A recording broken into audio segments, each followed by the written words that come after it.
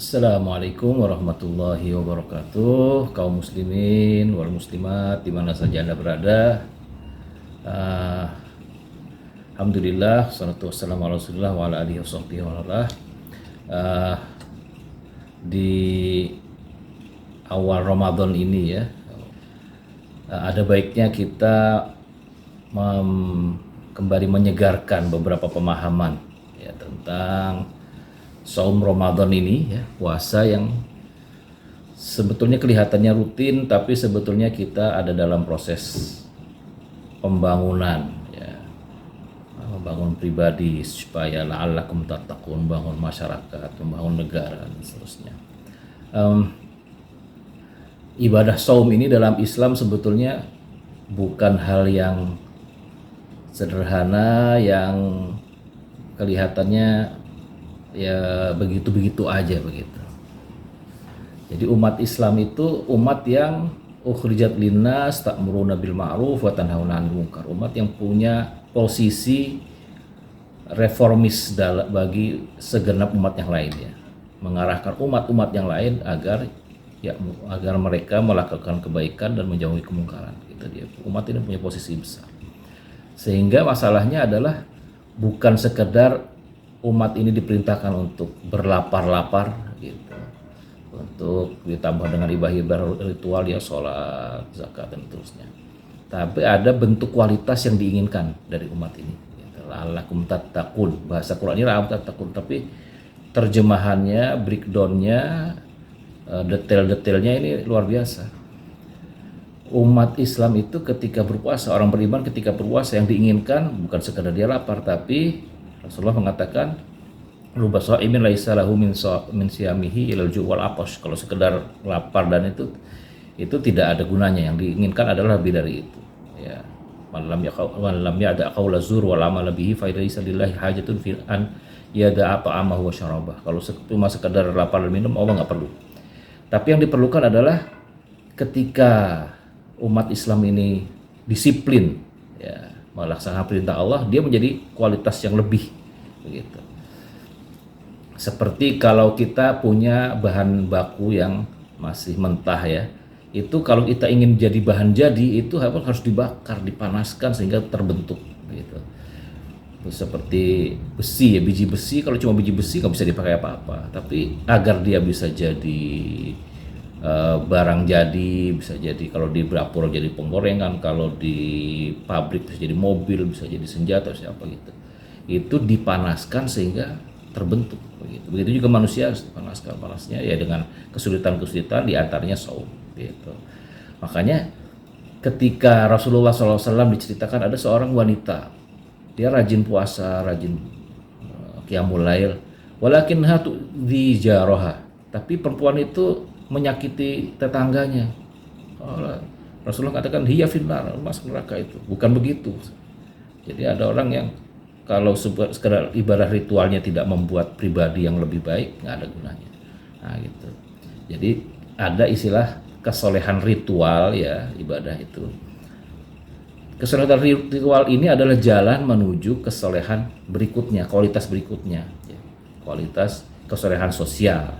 Jadi orang kalau berpuasa dia akan lebih disiplin dengan perintah Allah, lebih peduli dengan orang lain kalau dia sama-sama merasakan dan dia bisa mengendalikan diri gitu. Ada kesalahan sosial berikutnya. Lalu ada kesalahan ekonomi, mengelola bagaimana pemasukan yang halal, pengelolaan yang baik, mengelola sumber daya. Ada juga kesalahan politik. Nah, kesalahan sosial itu dari puasa itu bisa terbentuk hubungan yang harmonis sesama masyarakat, dalam keluarga, puasa bersama, makan bersama, ya, iftar bersama, ibadah bersama, silaturahmi. Dia tidak ganggu tetangga. Kalau dia bisa nahan diri, ya itu maksudnya agar dia juga bisa nahan diri dari ganggu orang lain. Jadi dia jadi tetangga yang baik, bahkan bukan hanya tidak mengganggu, bahkan memberikan amal-amal derma ya, memberikan yang terbaik ya, ada solidaritas gitu kan. Itu kesolehan sosial terbentuk dari saum, dari puasa. Ada kesalehan finansial juga. Nah, ini juga penting. Jadi orang puasa itu bukan hanya dia hanya menahan dari yang dihalalkan ya, makan dan minum yang biasa. Tapi yang lebih penting, dan ini juga bukan hanya dalam waktu puasa, tapi dalam waktu puasa dia dilatih lebih, yaitu untuk menahan dari yang haram sekaligus, kan gitu. Jadi orang yang berpuasa itu orang yang lebih mampu makin jauh dari korupsi, dari mencuri, dari hal-hal yang menipu dan seterusnya gitu. Ini kesolehan finansial. Jadi dia orang yang jujur, orang yang amanah gitu. Terus jadi konsumsi juga berlebihan. Kadang-kadang korupsi itu didorong dari konsumsi yang berlebihan, ingin mobil mewah, ingin rumah mewah juga. Hawa nafsu yang tidak ada henti-hentinya. Nah, tapi kalau orang mampu mengendalikan hawa nafsunya, ya dia lebih bisa mampu untuk mengendalikan diri dari mengejar hal-hal yang tidak Allah halalkan, ya. Apalagi kalau uangnya itu uang umum, uang publik, uang rakyat, ya, dari pajak rakyat, ya itu lebih haram lagi, ya kan? Jadi lebih haram lagi. Terus dalam puasa itu dilatih kita untuk memberi, ya, itu bukan menerima rakus gitu. Tapi apalagi kalau dalam kondisi ya, mampu gitu kan, ya ada kelebihan diberikan. Nah, lebih tinggi lagi adalah ketika kehidupan politik pun terwarnai oleh saum, ya.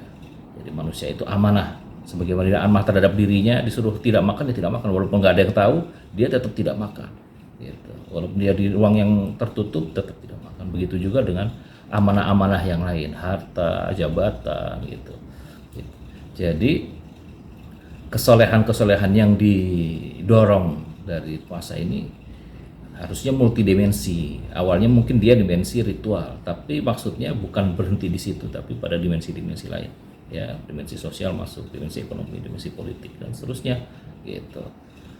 Sehingga orang mukmin itu orang yang bisa menjalankan kewajiban, menunaikan amanat, menegakkan keadilan. Nah, ini keadilan sering ada, ya ini Allah alam sejauh mana tersebar di kalangan, ya, hakim dan seterusnya. Misalnya mereka menganggap bahwa pekerjaan mereka itu seperti pedagang, ya, jual beli keadilan, ya, padahal bukan begitu, ya.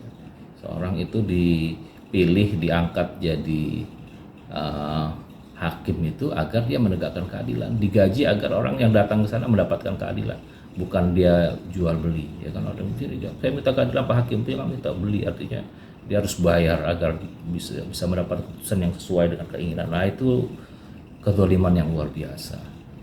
Uniknya, ya, kalau dalam sholat ayat-ayat puasa ini, itu kesolehan seperti ini disebutkan, ya.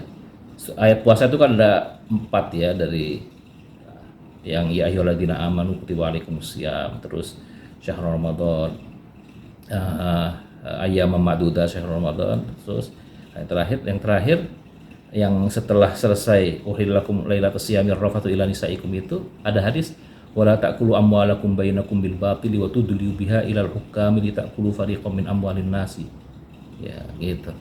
Ini ayat tentang kesolehan yang lain, ya. Dia langsung keluar wala ta'kulu amwalakum, kesolehan sosial, kesolehan ekonomi, kesolehan hukum, amanat politik.